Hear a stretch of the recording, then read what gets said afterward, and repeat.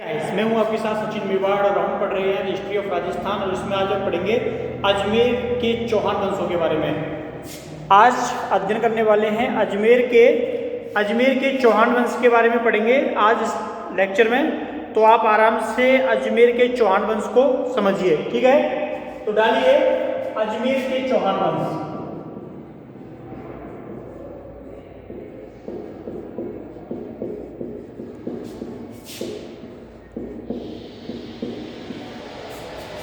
ठीक है, आज आपका टॉपिक है अजमेर के चौहान वंश। अब देखिए अजमेर के चौहान वंश में हम बात करें तो सबसे पहले बात करेंगे इसकी उत्पत्ति को लेकर। किसको लेकर? इसकी उत्पत्ति को लेकर कि इनकी जो उत्पत्ति है वो कहाँ से हुई थी, ठीक है। तो अजमेर के चौहान वंशों के संबंध में जो उत्पत्ति से संबंधित फैक्ट दिया जाता है, उत्पत्ति, ठीक है। अब देखिए इनकी उत्पत्ति से मतलब क्या है, यानी कि इनके बारे में जानकारी किसके द्वारा दी गई। तो याद रखना, आप लोगों ने सुन रखा होगा चंद्रबरदाई के बारे में। किसके बारे में? चंद्रबरदाई के बारे में आप लोगों ने सुन रखा होगा।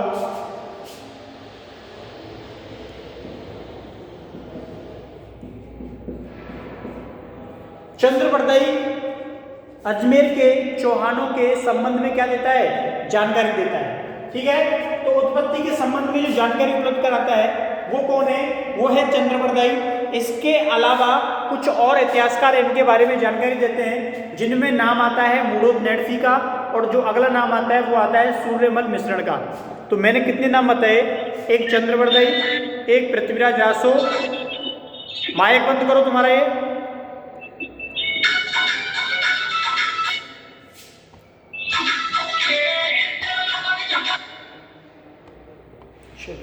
अरे क्या हो रहा है? अब देखिए आगे देखिए, उत्पत्ति के संबंध में चंद्रबरदाई जानकारी देता है, ठीक है, और सूर्यमल मिश्रण,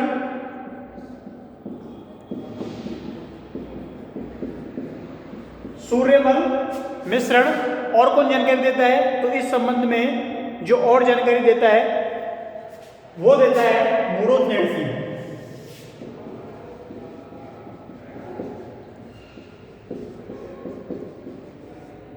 ठीक है। तो मूढ़ोत नैणसी और चंद्रबरदाई और सूर्यमल मिश्रण, और इनके द्वारा क्या दी जाती है? अजमेर के चौहान वंश के बारे में जानकारी दी जाती है, ठीक है। अब देखिए आगे, एक जो इनसे संबंधित जो सिद्धांत माना जाता है वो ये माना जाता है कि इनकी जो उत्पत्ति हुई थी वो आबू पर्वत पर जो गुरु वशिष्ठ हैं उनके द्वारा जो यज्ञ किया गया, उस यज्ञ से क्या हुई? इनकी उत्पत्ति हुई। तो एक सिद्धांत ये भी दिया जाता है, क्या दिया जाता है? अग्नि से उत्पन्न। क्या दिया जाता है? अग्नि से उत्पन्न, ठीक है।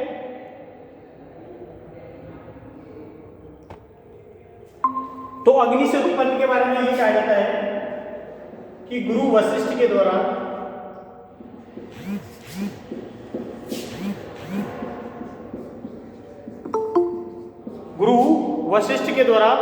आबू पर्वत पर क्या किया गया? आबू पर्वत पर यज्ञ किया गया।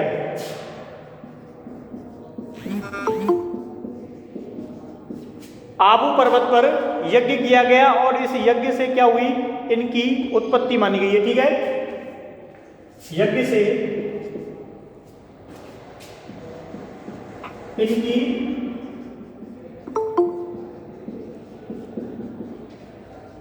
उत्पत्ति मानी गई है। क्या कहा था इसमें? यह बात बताई गई है कि गुरु जो वशिष्ठ हैं इन्होंने आबू पर्वत पर यज्ञ किया और यज्ञ से 4 जातियां जो हैं वो क्या हुई? उत्पन्न हुई।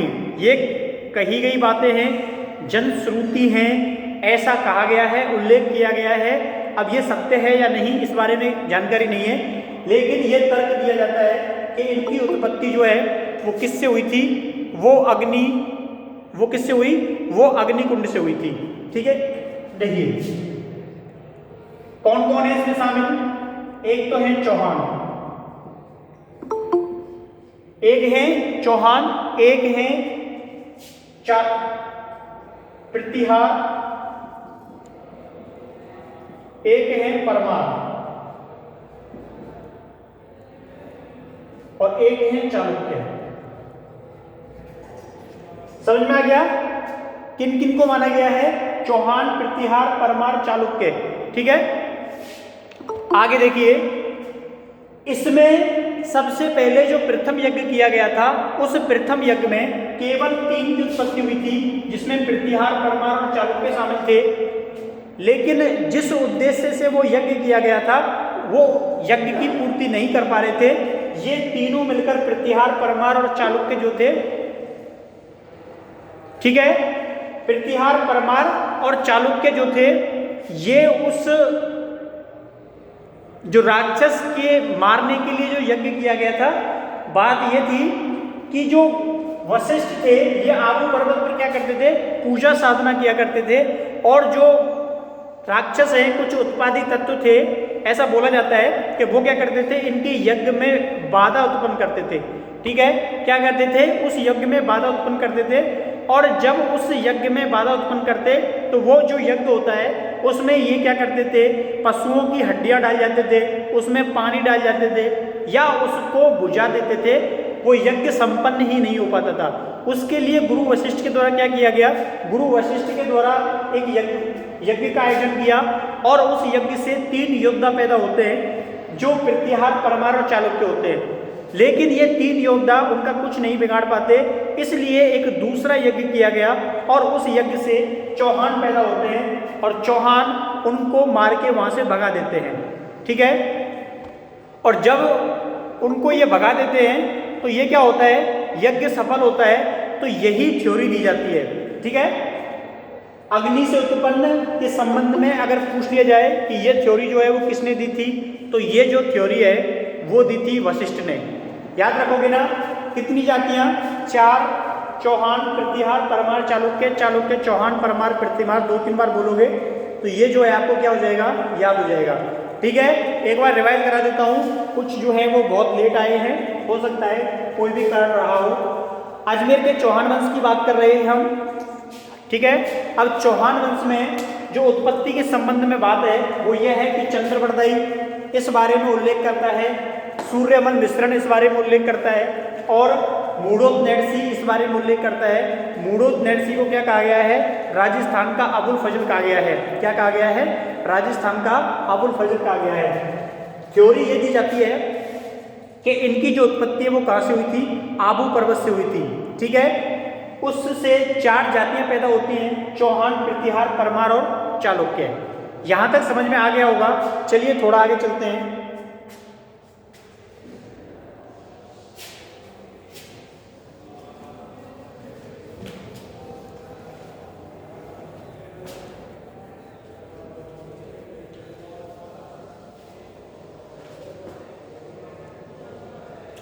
अब देखिए, ये तो थी भारतीय इतिहासकारों की थ्योरी। ठीक है, अब मैं आपको जो थ्योरी बनाना चाहता हूं कि कुछ इतिहासकार ऐसे भी हैं जिन्होंने इनको क्या माना है? विदेशी माना है। ठीक है, क्या माना है? विदेशी माना है। कौन कौन से हैं ये देखिए।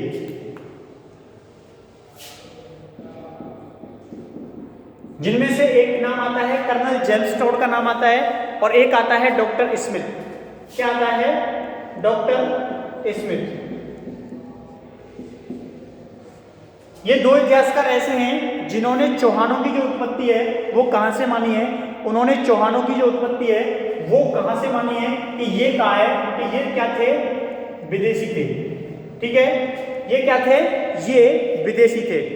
ये थ्योरी किसने दी थी? ये थ्योरी टॉड और स्मिथ ने दी थी। दोनों नाम याद रखने हैं। और एक बात ये भी याद रखनी है कि इनके द्वारा जितनी भी थ्योरी दी गई उनमें हमेशा हमेशा इनको क्या बताया गया? विदेशी बताया गया।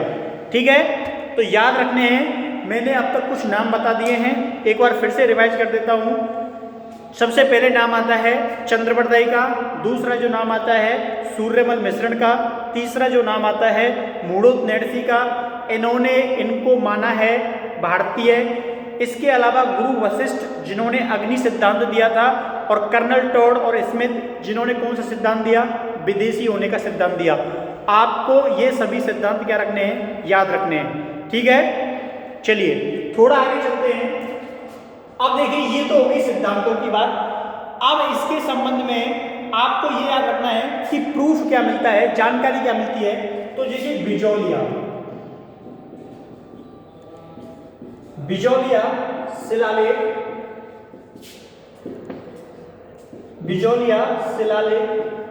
इस संदर्भ में जानकारी देता है, इस संदर्भ में जानकारी देता है। क्या देता है? जानकारी देता है। कोई पूछ ले कि भाई ऐसे तो कोई भी बोल सकता है, कुछ भी बोल सकता है, लिखित में साक्ष्य कहां से मिला है? तो आपको याद रखना है बिजौलिया शिलालेख से इस संदर्भ में जानकारी मिलती है। कहां से मिलती है? बिजौलिया शिलालेख से मिलती है। किस संदर्भ में जानकारी मिलती है? तो चौहान वंश के संदर्भ में जानकारी मिलती है। ठीक है, याद रखोगे ना? चलिए, तो बिजौलिया शिलालेख क्या करता है? इस संदर्भ में जानकारी देता है। ठीक है, अब देखो, सबसे पहले अगर हम बात करें तो वासुदेव के द्वारा, किसके द्वारा? वासुदेव। अब देखिए चौहान थे तो इसलिए वासुदेव चौहान के द्वारा सबसे पहले 551 यानी कि 551 ईस्वी। ठीक है, तो वासुदेव चौहान के द्वारा 551 ईस्वी में, कब? 551 ईस्वी में चौहान वंश की स्थापना की। चौहान वंश की स्थापना की। ठीक है, तो किसके द्वारा स्थापना की गई? तो चौहान वंश की वासुदेव के द्वारा स्थापना की गई। ये वासुदेव वो वासुदेव नहीं है कि भगवान श्री कृष्ण से जोड़ दो। ठीक है, तो ये वासुदेव चौहान के द्वारा 551 ईस्वी में इसकी क्या की जाती है? स्थापना की जाती है। याद रखोगे ना इसको, बिजौलिया शिलालेख से इस बारे में जानकारी मिलती है। वासुदेव चौहान के द्वारा 551 में इसकी वंश की क्या की गई थी? स्थापना की गई थी। इसके अलावा एक बात ये भी बोली जाती है कि जिस सांबर झील का नाम आप सुनते हो कि सांबर झील है, नमक का उत्पादन होता है, सबसे ज्यादा उत्पादन होता है, तो उस सांबर झील का निर्माण भी किसके द्वारा कराया गया? वासुदेव चौहान के द्वारा कराया गया। याद रखोगे ना, किसके द्वारा कराया गया? वासुदेव चौहान के द्वारा कराया गया। ठीक है,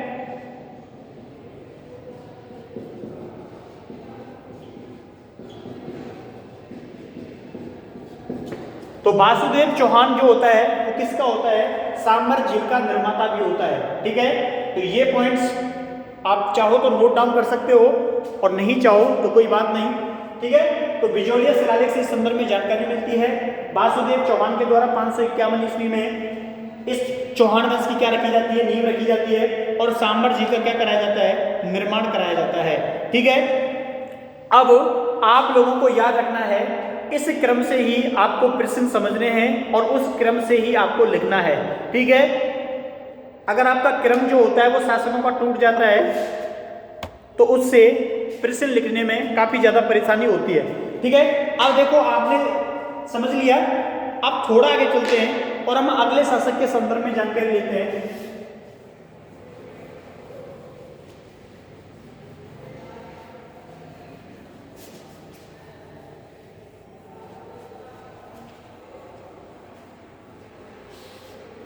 देखिए, अब हम नेक्स्ट डालते हैं विग्रहराज सेकंड। कौन सा? विग्रहराज सेकंड या विग्रहराज द्वितीय या विग्रहराज दूसरा। अब देखो, प्रारंभ के जो शासक हुए थे उनमें सबसे ज्यादा प्रतापी होता है। मैंने एक बात बोली है कि प्रारंभ के शासकों में सबसे ज्यादा प्रतापी, मैंने ये नहीं बोला कि चौहान वंश के शासकों में सबसे ज्यादा प्रतापी। इसलिए भाषा के शब्दों के खेल को भी आपको समझना होगा। ठीक है, मैंने क्या बोला? प्रारंभ के शासकों में सबसे ज्यादा क्या था? ये प्रतापी था। प्रारंभ के शासकों में सबसे ज्यादा प्रतापी था।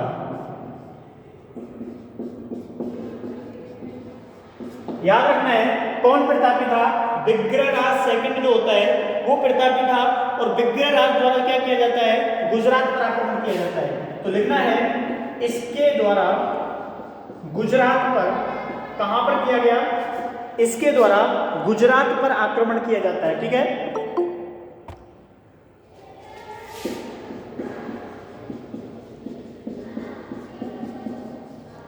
गुजरात पर आक्रमण किया जाता है। इसके द्वारा गुजरात पर क्या किया गया? गुजरात पर आक्रमण किया गया। तो आप लोग ये सोचोगे कि गुजरात पर आक्रमण किया गया तो गुजरात का शासक था कौन उस समय? तो गुजरात का शासक होता है मूलराज। ठीक है, कोष्टक में लिख लेना किधर भी। इस युद्ध का परिणाम ये हुआ कि इसमें जो विग्रहराज सेकंड होता है इसकी युद्ध में जीत होती है और ये जो मूलराज होता है इसकी क्या होती है? हार होती है। ठीक है, तो विग्रहराज सेकंड के द्वारा क्या किया गया? गुजरात पर आक्रमण किया गया। इसकी जो जानकारी मिलती है वो कहां से मिलती है? तो हर्ष अभिलेख से मिलती है।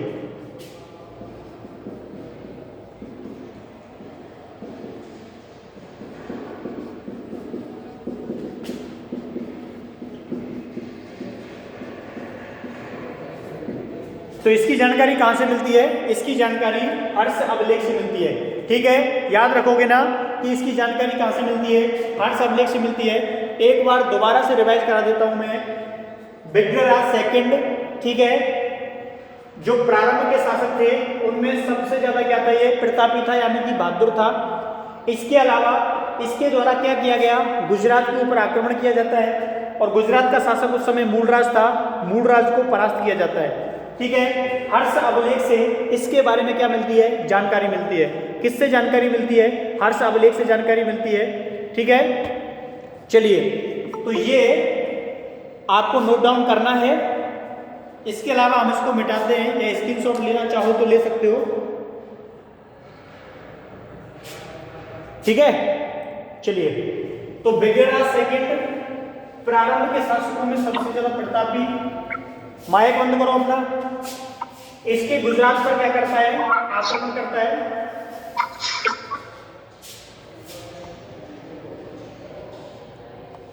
ठीक है, तो ये गुजरात पर क्या करता है? आक्रमण करता है।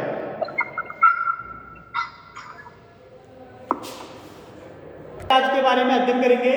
अब देखिए, अजय राज जो होता है वो अजमेर के शासकों में सबसे ज्यादा कौन होता है? प्रतापी होता है, सबसे ज्यादा महत्वपूर्ण शासकों में होता है। इसलिए आपको अजयराज को अच्छे समझना है। सबसे पहले आपने वासुदेव को समझा, वासुदेव के बाद आपने किसको समझा? विग्रहराज सेकंड को समझा, और विग्रहराज सेकंड के बाद आप पढ़ोगे अजयराज के बारे में। ठीक है, तो ऐसे शासक जो किसी चीज की स्थापना करते हैं या अपने साम्राज्य का विस्तार करते हैं वो काफी ज्यादा महत्वपूर्ण होते हैं। ठीक है, अब देखिए अजयराज को आपको इसलिए याद रखना है क्योंकि इसका जो शासनकाल है वो कब से कब तक होता है? तो 1105 से लेके और 1133 के मध्य में ये क्या करता है? शासन करता है।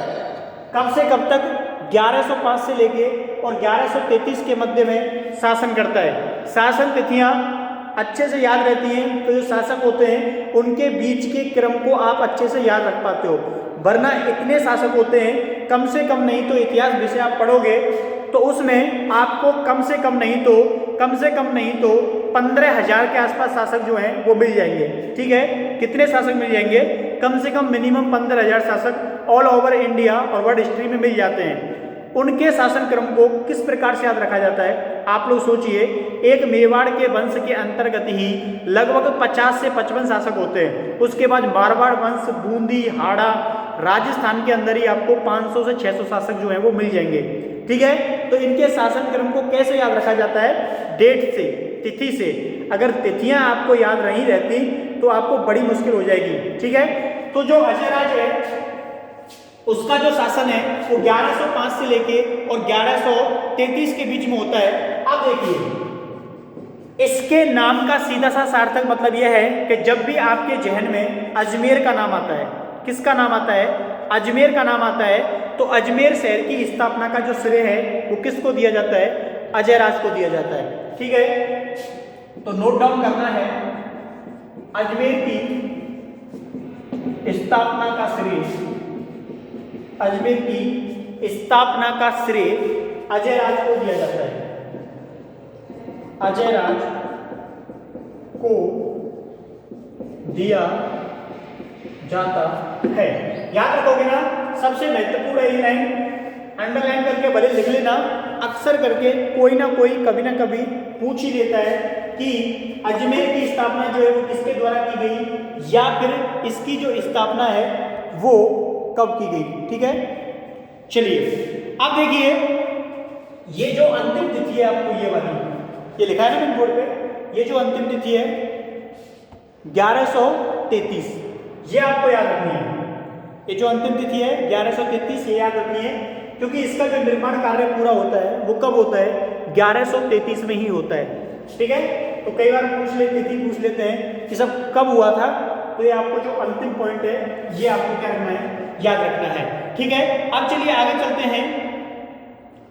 जो अजय मेरू दुर्ग है, कौन सा, अजय मेरू दुर्ग, अब इसके बारे में जानते हैं। गढ़ बीटली जो पहाड़ी है, आप लोग कभी भी जब भी अजमेर जाते हैं, और अजमेर का जो हायर सेकेंडरी स्कूल है, अजमेर का जो हायर सेकेंडरी स्कूल है, आप कभी भी जीवन में एक बार अगर आप एजुकेशन से जुड़े रहते हैं तो निश्चित ही अजमेर के स्कूलों से आपका पाला पड़ जाता है। किसी भी आरपीएससी के लिए आप जाते हो तो अक्सर करके उनका जो ठहराव होता है वो हायर सेकेंडरी स्कूल अजमेर को ही बनाया जाता है। ठीक है, कई बार आप लोग वहाँ पे चले जाते हो, कई बार मार्कशीट के लिए या कोई भी कारण के लिए, तो वहाँ से जस्ट सामने, बिल्कुल जस्ट सामने, उस स्कूल के जस्ट सामने से इसका जो नज़ारा है वो देखने को मिलता है। ठीक है, बड़ा लाजवाब होता है। शाम के टाइम बहुत सारे जो दर्शक होते हैं वो उस स्कूल की दीवार से खड़े होके, क्योंकि जब सूर्य ढलता है तो उसकी जो मंद जो चांदनी होती है उसके ऊपर फोकस पड़ती है, तो उस टाइम बहुत अच्छा लगता है। ठीक है, तो कौन सी, गढ़ बीटली,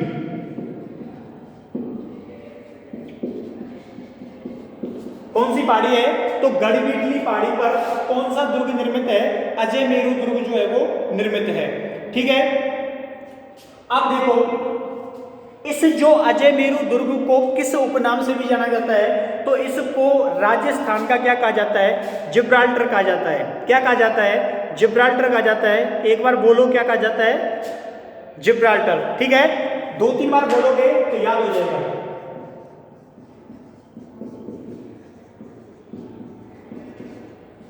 इसको राजस्थान का जिब्राल्टर कहा जाता है। अजय मेरू दुर्ग किस पहाड़ी पर है, गढ़ बीटली पहाड़ी पर है। निर्माण अजय राज के द्वारा कब कराया गया, 1133 में कराया गया। अब देखिए, इस दुर्ग को राजस्थान का जिब्राल्टर भी कहा जाता है।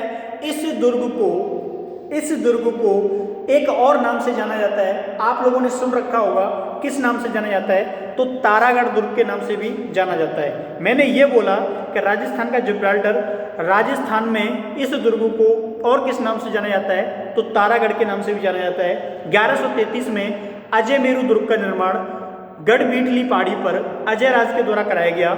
याद रखोगे ना इस पॉइंट को कि 1133 में अजय राज के द्वारा गढ़ बीटली पहाड़ी पर अजय मेरू दुर्ग का निर्माण कराया गया, अजमेर शहर बसाया गया, और इसको राजस्थान का जिब्राल्टर कहा जाता है, और इसको तारागढ़ दुर्ग के नाम से भी जाना जाता है। ठीक है, 1 से 2 बार आप इसको बोलोगे तो निश्चित ही ये याद हो जाएगा।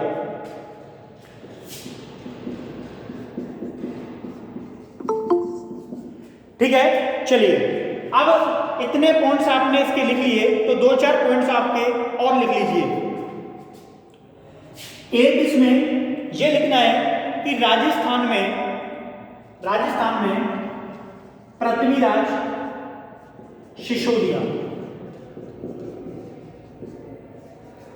मैंने आपको जब सिसोदिया वंश की शुरुआत की थी उस समय मैंने आपको बताया था, राणा हम्बीर का नाम बताया था। किसका नाम बताया था, राणा हम्बीर का नाम बताया था। राणा हम्बीर जो होता है वो क्या करता है, राणा हम्बीर सिसोदिया शाखा की क्या रखता है, नींव रखता है। कब रखता है, जब अलाउद्दीन खिलजी का अधिकार हो जाता है चित्तौड़ दुर्ग पर। अलाउद्दीन खिलजी अपने बेटे खिज्र खां को अजमेर जो चित्तौड़ दुर्ग होता है वो सौंप देता है, और जो खिज्र खां होता है उसका मन वहाँ पे नहीं लगता, वो उस दुर्ग को किसको सौंप देता है, वो उस दुर्ग को मालदेव सोनगरा को सौंप देता है। मालदेव सोनगरा को मूछाला सोनगरा के नाम से भी जाना जाता है। और जो मालदेव सोनगरा होता है वो उस दुर्ग को किसको सौंप देता है, वो उस दुर्ग को अपने बेटे रणमल को सौंप देता है, और रणमल से हम्बीर राणा जो होता है वो उसको क्या करता है, छीन लेता है। ठीक है, जब कोई भी चीज मेहनत से जीती जाती है और आप उसको किसी और को सौंप दोगे तो वो उसके महत्व को नहीं समझेगा। अलाउद्दीन खिलजी ने जीत लिया, अपने बेटे को दे दिया, उसके बेटे को कोई इंटरेस्ट नहीं था, उसने उसको मालदेव को दे दिया। मालदेव को भी कोई इंटरेस्ट नहीं था, उसने अपने बेटे को दे दिया, उसके बेटे को और उससे छीन लिया राणा हम्बीर ने, ठीक है। और राणा हम्बीर पहला शासक होता है जिसके द्वारा राणा की उपाधि धारण की गई थी, ठीक है। किसकी उपाधि धारण की गई थी? राणा की उपाधि धारण की गई थी। तो चलिए आगे बढ़ते हैं। तो जो पृथ्वीराज सिसोदिया होता है ये अपनी वाइफ बोलते हैं बीवी को, सबको मालूम है, उसकी याद में अजमेर के दुर्ग का निर्माण कराया गया। और जब इस अजमेर के दुर्ग का निर्माण कराया गया तो इस निर्माण के साथ ही इस दुर्ग को, इसकी बीवी का नाम था तारा, उसकी याद में इसकी मरम्मत की गई थी। तब से ये क्या कहलाने लगा? तारागढ़ दुर्ग कहलाने लगा। क्लियर? कोई कंफ्यूजन नहीं होना चाहिए, ठीक है। तो पृथ्वीराज सिसोदिया, इसका नाम जो है ये भी आपको क्या रखना है? याद रखना है। इसको मैं मिटाऊं उससे पहले एक बार और रिवाइज बताता हूं आपको। अजमेर के चौहान अजयराज के द्वारा 1105 से लेके 1133 तक अजमेर की क्या कहे स्थापना का श्रेय इसको दिया जाता है। अजयराज को इसकी स्थापना का श्रेय दिया जाता है। अजमेर दुर्ग कहाँ है? गढ़बिटली किसकी पहाड़ी है। और इसे क्या कहा जाता है? इसे राजस्थान का जिब्राल्टर भी कहा जाता है। और इसको तारागढ़ दुर्ग कहते हैं। क्यों कहते हैं? पृथ्वीराज सिसोदिया ने अपनी बीवी की याद में इसकी मरम्मत करवाई थी, उसका नाम था तारा, तो उसके नाम से इसका क्या हो गया? तारागढ़ दुर्ग हो गया, ठीक है। मिटा दें? चलिए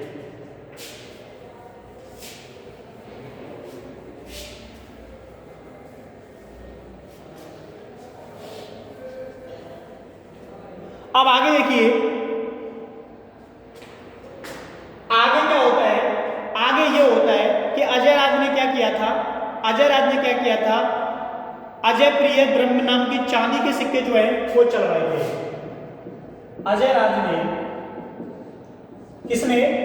जो शासक अजयराज है इसने अजय प्रिय दम्भ नाम के चांदी के सिक्के जो है वो चलवाए थे।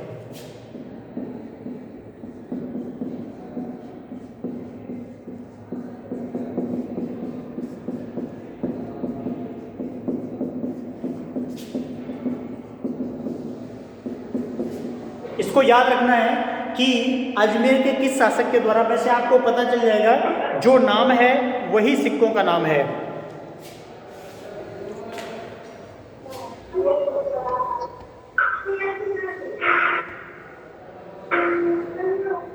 आवाज बंद करो, किसकी आवाज आ रही है?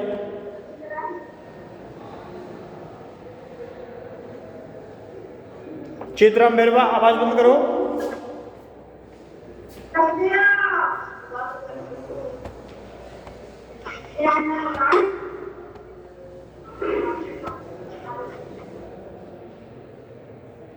चलिए अब देखिए, अजयराज जो होता है इसने अजय प्रिय दम्भ नाम के क्या चलाए? चांदी के सिक्के क्या करता है? ये चलवाता है। और जो सिक्के हैं इस पर इसने सोमल देवी का जो नाम है वो लिखवाया था।